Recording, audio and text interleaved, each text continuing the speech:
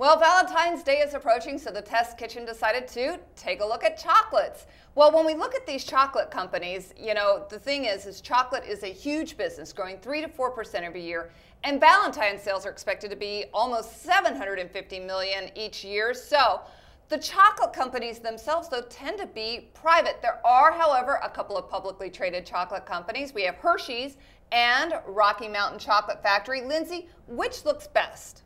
From a stock perspective, I've got to go with Hershey's. It's bigger, it has more mass appeal, and the stock is just more liquid than Rocky Mountain's. Though Rocky Mountain's interesting because it serves a niche specialized market, so they both definitely cater to different people. Well, it's definitely a different market.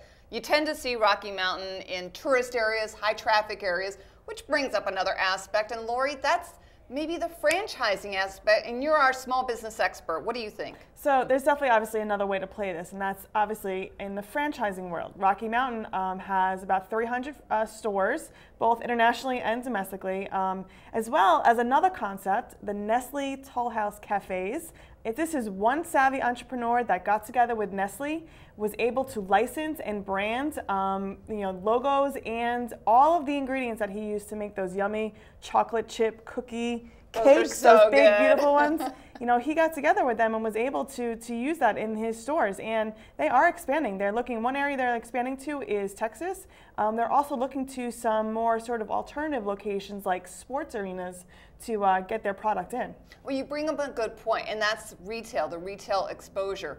Mars, which is private, has the M&M stores, but Hershey's is also starting to put some stores out there. Let's talk about the product itself. So we did do a taste test of all these chocolates, and Hershey's, definitely the volume player.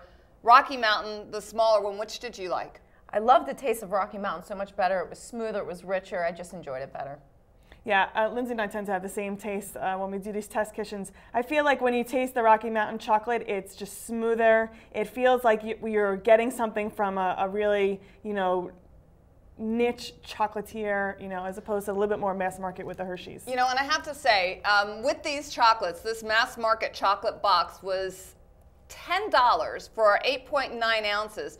This little Rocky Mountain box was 8.5 ounces, but it was only $8, so they're almost identical in price, and we prefer the taste of this one better. When we look at the stocks, the Hershey stock chart, though, is steadier, moves up more at a more steady pace.